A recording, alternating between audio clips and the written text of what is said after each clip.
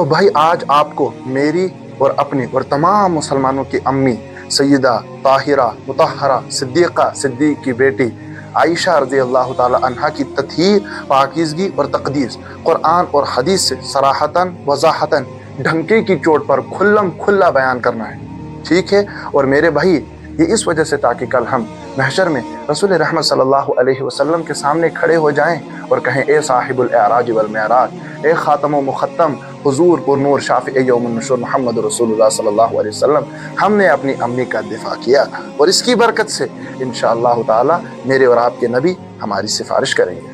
بالکل میرے بھائی، آپ نے جو بات کہی ہے نا، اس بات کے بارے میں بھی اسی وقت سے سوچ رہا ہوں جب سے اہل تشیع نے اسی محرم کے مہینے میں بڈگام کے اندر حضرت عائشہ رضی اللہ تعالی عنہا پر پتہ نہیں کیا کیا کامنٹ کیے، اللہ حفاظت فرمائے۔ تبھی سے میں نے ارادہ کیا تھا انشاءاللہ تعالی ضرور میں اس پر ویڈیو بناؤں گا، اور اللہ تعالیٰ نے مجھے یہ موقع عنایت فرمایا۔ لہٰذا میں کہتا ہوں ہر اس مسلمان کے لیے جو قرآن پر ایمان رکھتا ہے، نبی صلی اللہ علیہ وسلم کی اتھینٹک حدیثوں کو جانتا ہے اور ضد سے، حسد سے، زج سے، پچ سے، بغض سے، اناد سے، لا علمی سے، جہالت سے وہ دور ہے، تو میں کہتا ہوں کہ اس کے سامنے ایسے دلائل اور براہین پیش کروں گا جس سے فلق صبح کی طرح اور اظہر من الشمس یہ بات ہو جائے گی کہ عائشہ رضی اللہ تعالی عنہا ایک تو اس امت کی ماں ہے ہی، اس کے ساتھ ساتھ وہ کتنی مقدس، مطہر اور مزکہ ہے۔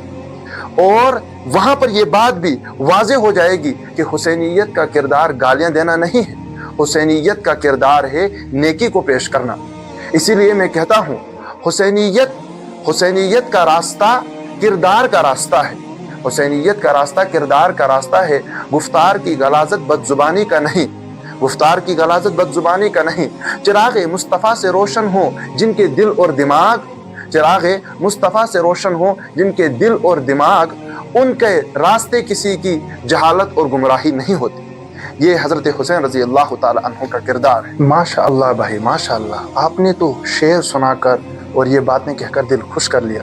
چلو آپ اپنے دلائل پیش کرنا، لیکن اس سے پہلے میں بھی چاہتا ہوں کہ اپنی امی جان سیدہ عائشہ کے لیے شعر پیش کروں، تو سنیے۔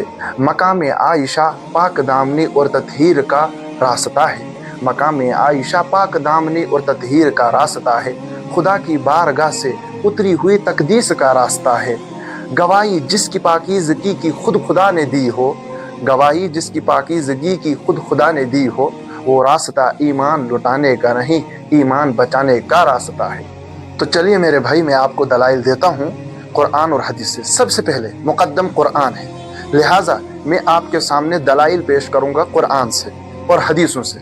امی عائشہ صدیقہ صدیق کی بیٹی کے بارے میں قرآن کیا کہتا ہے؟ النبی اولیٰ بالمؤمنین من انفسہم، نبی صلی اللہ علیہ وسلم مسلمانوں پر ان کی جانوں سے زیادہ حق رکھتے ہیں۔ اور اللہ تعالیٰ آگے کیا فرماتے ہیں؟ وَأَزْوَاجُهُ أُمَّهَاتُهُمْ، اور نبی صلی اللہ علیہ وسلم کے ازواج مطہرہ اس امت کی مائیں ہیں، مسلمانوں کی مائیں ہیں۔ اب ایک بندہ کہتا ہے کہ میں امی عائشہ کو ماں نہیں مانتا، میں نے اس سے کہا تو مان یا نہ مان، میں نے کہا ہے کہ امی عائشہ رضی اللہ تعالی عنہا مسلمانوں کی ماں ہے، اور جو قرآن کی اس آیت پر ایمان رکھتا ہو وہ امی عائشہ رضی اللہ تعالی عنہا کو ماں مانے گا، جو انکار کرتا ہو وہ ماں مانے یا نہ مانے، ہمیں اس سے فرق نہیں پڑتا۔ اللہ نے امی کی پاکیزگی اور امی کا اس امت کا ماں ہونا، مسلمانوں کی ماں ہونے کو اتنا مؤکد کر دیا کہ دوسری آیت میں فرمایا وَمَا كَانَ لَكُمْ أَن تُؤْذُوا رَسُولَ اللَّهِ وَلَا أَن تَنكِحُوا أَزْوَاجَهُ مِن بَعْدِهِ أَبَدًا، تمہارے لیے یہ بات جائز نہیں ہے کہ تم رسول رحمت صلی اللہ علیہ وسلم کو تکلیف پہنچاؤ، اور نہ ہی یہ بات جائز ہے کہ حضور صلی اللہ علیہ وسلم کی وفات کے بعد ان کی ازواج سے نکاح کرو۔ اللہ اکبر، خالق دو جہاں نے امت کی ماں کا کردار واضح طور پر اس آیت کے اندر بتا دیا تاکہ کسی کے ذہن میں خلجان ہی کوئی باقی نہ رہے۔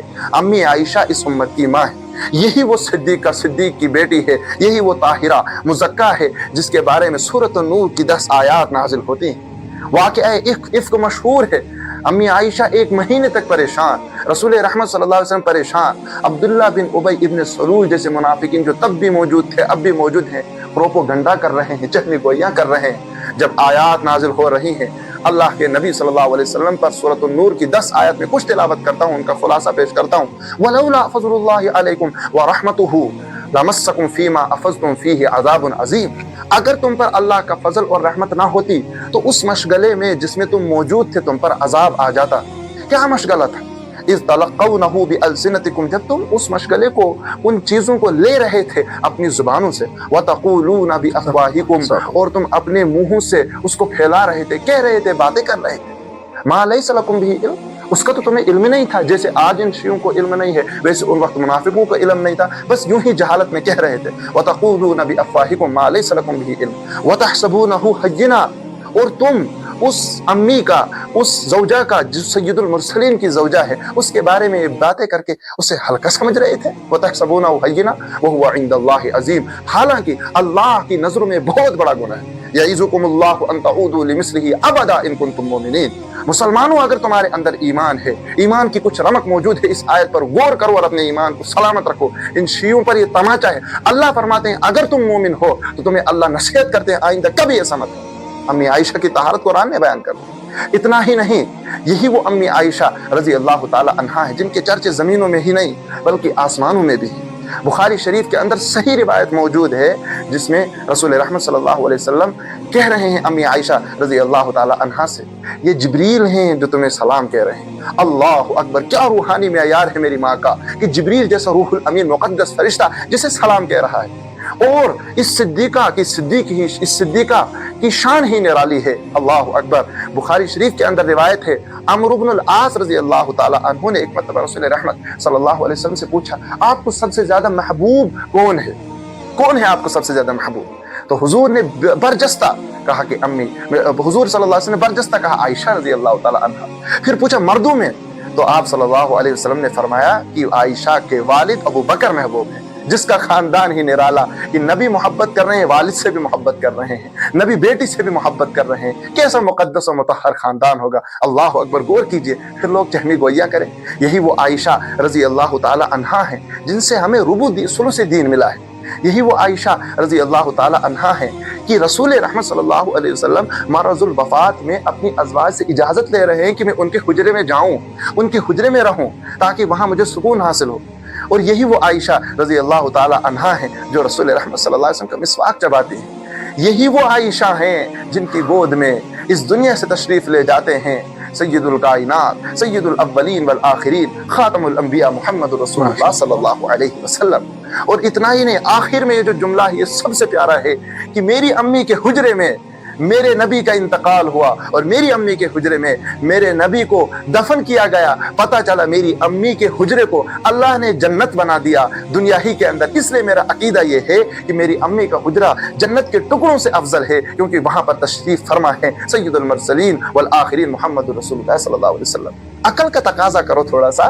क्या इतनी पाकीज़ा, क्या इतनी मुकद्दस हस्ती को एक नौज़ुबिल्लाह गलीज जगह पे अल्लाह रखते जैसा कि तुम्हारा कहना है? दफा करो इन बातों को, हकाइक पर, दलाइल पर गौर करो। इसलिए मैं अपनी अम्मी के बारे में एक शायर का शेर नकल करता हूँ, तो फूलों की खुशबू है या चांदनी है, किसी शाख ताज़ा की ताज़ा कली है, खुदा जाने किस चीज़ से तू बनी है, सिद्दीक की गोद में तू पली है, तू है खातून जन्नत की माँ आयशा, वही तुझसा जहाँ में कहाँ आयशा, तेरी पाकीज़गी और तक़दीस का है गवाह खालिके दो जहाँ आयशा। रब ने खुद कुरान में बताया हमें, रब ने खुद कुरान में बताया हमें, है हम सभी मोमिनों की माँ आयशा।